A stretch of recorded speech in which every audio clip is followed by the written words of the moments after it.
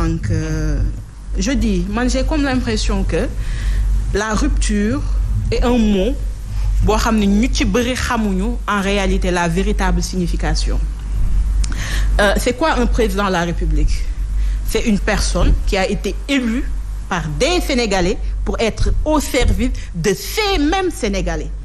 C'est-à-dire c'est pas un dieu boo xam ni il vient de nulle part ñëw taxaw ñu yëkkati ko benn niveau boo xam ni et c'est seulement dans nos pays africains la ñuy gis ni en réalité dañ leen di à la limite déifier jox leen benn niveau boo xam ni avec tout le respect qu'on leur doit ils sont à notre service déjà loolu ñu leeral ko.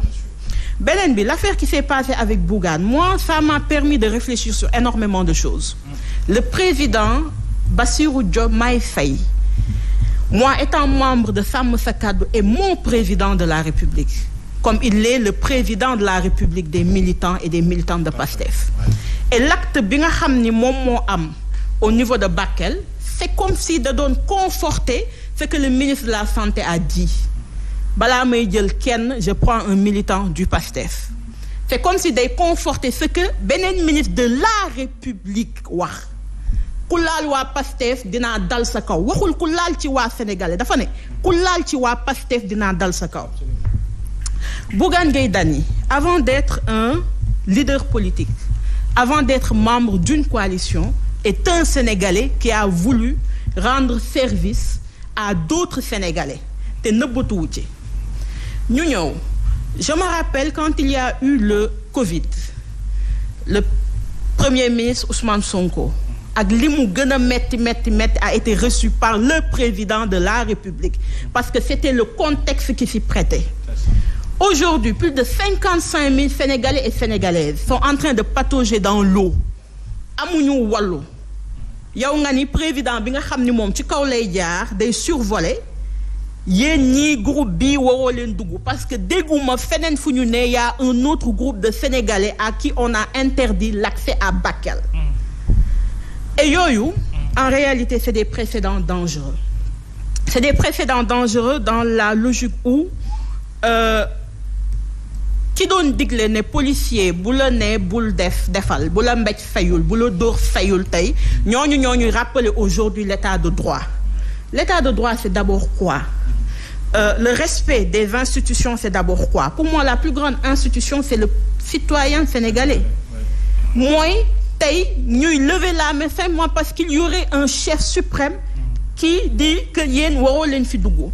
En fait Mohamed mën nañu sax bañ a sori sur les faits mais loolu moo am damay ñëw indi ndàmpaay nga ni non président bi day survoler peut-être dina seen parce que bu nekkee ci kaw oto bi peut-être point lay nekk ci ñi mës a yéeg hélico wala yéeg en réalité avion dina seen point bi il leur dit non waa léegi man je gare ma voiture et je marche parce que loolu aussi il faut que ñu relater fait bi ne ko non yow sax doo dox doo dugg mais en foi de quoi?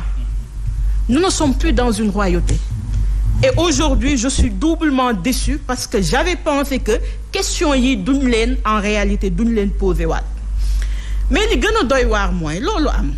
La coalition dem aller en appoint à un de leurs camarades, au-delà d'être de leurs camarades, un citoyen sénégalais. Parce que dama bëgg à un moment donné rek ñu xam ni Bassirou Diomaye Faye est le président de Bougane Gueye Dany comme il est le président de Ousmane Sonko.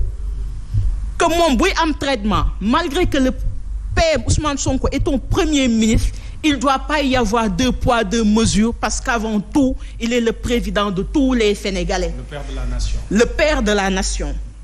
Donc bu ñu xamul lan mooy république lan mooy citoyen rek dañuy ça pose problème. ñooñu dem.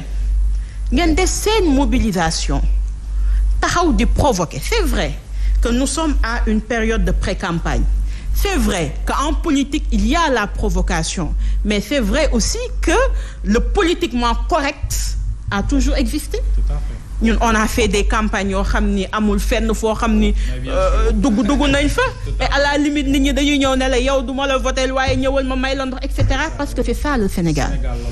Et li may ragal mooy on est en train d'entrer ci benn logique boo xam ni après duñ ci génn ni ko monsieur le maire waxee mooy en fait dóor doom làq doom amul mooy xam nga nit ñi moom boo tooñee bul xam li la nit ñi di tontu mais est-ce qu'on doit en arriver là est-ce qu'on doit en arriver là mooy aujourd'hui li ñu war a yóbbu mooy des programmes au niveau de l'Assemblée, des honorables députés entre guillemets qui vont être élus et qui doivent avoir un rendez-vous avec le citoyen sénégalais loolu moo fi am. Est-ce que loolu dañ ko war a ñaawal ba kii ku dugg sa koñ keneen ki Sonko rivé la wala ñu jaar vivé la parce que boo ñëwee nga ni Sonko keneen mën nga ñëw mën a la jaar keneen nga ñëw mën a la bugaan keneen nga romb mën a la. Est-ce que c'est ça aujourd'hui un peu nu ñu koy waxetee le charme de la démocratie? Ce n'est pas le charme de la démocratie. Beneen bi en tant que candidat et à la veille de l'ouverture de la campagne électorale qu'est-ce que Bougane a fait lu ñu war a wax muy comment dirais-je muy justifié ñu ñuy naan le 30 il va aller en phase pour que ñu déférer ko wala. campagne bi war a débuter le 27 et je crois que je ne crois même pas je suis sûre que c'est une atteinte à ses libertés. may wax leen mooy une règle elle doit être valable pour tous et pour toutes. Il n'y a pas deux républiques au Sénégal. Il n'y a pas deux lois au Sénégal. Bougane Gueye Dany a le droit d'être un opposant farouche. Il a même le droit d'être le plus farouche des opposants. Ça ne lui enlève en rien les droits qu'il a et le devoir qu'il a de porter en réalité secours à des citoyens. Maintenant ñun ni nga posé question bi moo tax ma dugg foofu yëpp pour leeral la. indi wuñ fi tooñuñu jël sa oto avec ton groupe ne damay yóbbu assistance xawma dans le monde kan lañ ci mës a jàppee wala kañ la mës a nekk une infraction. Le président est dans tel lieu. Donc aujourd'hui, quand le président est au niveau du palais de la justice, on va interdire au maire de la ville de Dakar d'être à son bureau parce que c'est même pas à 300 mètres. Parce qu'ils sont très près. Voilà, quand le président fera une tournée à Saint-Louis, tout opposant n'aura plus le droit d'entrer à Saint-Louis. Et je pense que loolu mosaguma ko gis Sénégal. Donc c'est un recul démocratique. Waaw. Pour terminer rek mooy. Regardons les faits, sans émotion, sans position partisane. Sont là, et les faits ñi ngi ci. Et en conclusion, Bougane a le droit d'aller porter assistance. Le président a le droit de survoler, de ne pas descendre, voir les gens de Bakel. Bougane a le droit de descendre et d'y aller. Donc je pense qu'aujourd'hui loolu waratul am et qu'il libère le plus rapidement le président de Gëm Sa Bopp. damay des ak yow balaa may dem ci Amath may la nga glisser ci ce qui se passe ci nord bi ak inondation yi gis nga situation nu mu mel ci village yeeg communes yeeg yenn ci département yi. Malgré cette interdiction ak jafe-jafe yu ñu andil coalition bi yëpp sàmm sa kàddu Barthélémy Diaz a réitéré aujourd'hui à travers cette conférence de presse bi ñu def l'après-midi appel bi ñu war a mën a def pour dem porter assistance à ces gens-là kon mooy wane ne l'heure est grave et surtout am na ko fi wax léegi ñun Dakar la ñu ne waaye la xew ci nord bi mais c'est catastrophique en fait. En fait c'est pas que l'heure est grave, l'heure est extrêmement grave. À ce moment précis, le président ay dem di gisi mine, c'était pas l'urgence. L'urgence c'était de voir comment il peut être en réalité au chevet de ces personnes-là. Parce que am na lenn loo xam ni tey boo ma ko laajee tonton Garaaf dama koy tooñ, on ne lui a pas donné le pouvoir de décider et le pouvoir de régler le sort des Sénégalais. Am na période bi mu fi amoon, je pense que plan Orsec lañ fi teg, des plans d'urgence ou parce que li may ragal rek mooy depuis toujours dañu gis ni y a pratiquement une disparité entre les gens des entre guillemets grandes villes ak ñi nga xam ni ils sont à la limite dans les zones les plus reculées. Est-ce que si c'était la même situation à Dakar, le gouvernement aurait la même réaction? Je ne pense pas. Donc ça revient toujours à cette question de principe ak li ma doon wax tout à l'heure. Tous les citoyens sont égaux. Débloquer 8 milliards, oui, mais pour faire quoi? Comment?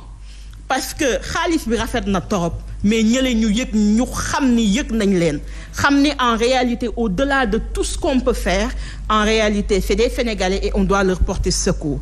Donc gis ay nit ñoo xam ne et je reprécise Mohamed c'est 55 000 ou même plus familles qui sont aujourd'hui qui ne à la limite qui survivent. Donc loolu du loo xam ni lu ndaw la du loo xam ni dañ ko war a tuutil mais loo xam ni tous les Sénégalais et les Sénégalais et je pense que l'appel du maire de la ville de Dakar dafa doon loo xam ni lu mu tàmm la parce que je rappelle que en étant c'est pas parce que je suis en coalition avec lui à la ville de Dakar l'un des principes quand il s'agit de faire des secours aux personnes en réalité les plus vulnérables le premier principe c'est de dire ñan ñoo ko gën a soxla jox leen ko que tu sois de l'APR que tu sois du PASTEF que tu sois de Taxawu etc. loolu sax teguñu ko fi donc je pense que moo tax aujourd'hui dans la limite de li mu tàmm ils ont refait cet appel-là et j'espère que les autorités en réalité entendront ce cri et qu'ils sauront que c'est un citoyen un homme qui a voulu porter secours et qu'ils viendront eux aussi en appoint. Amath Thiam juriste notre juriste alors tout le monde est à l'attente du juriste Amath pour mu éclairer certains points. Il y a beaucoup de choses qui se sont dites par rapport à cette situation sur le plan peut-être juridique on pourra avoir une lecture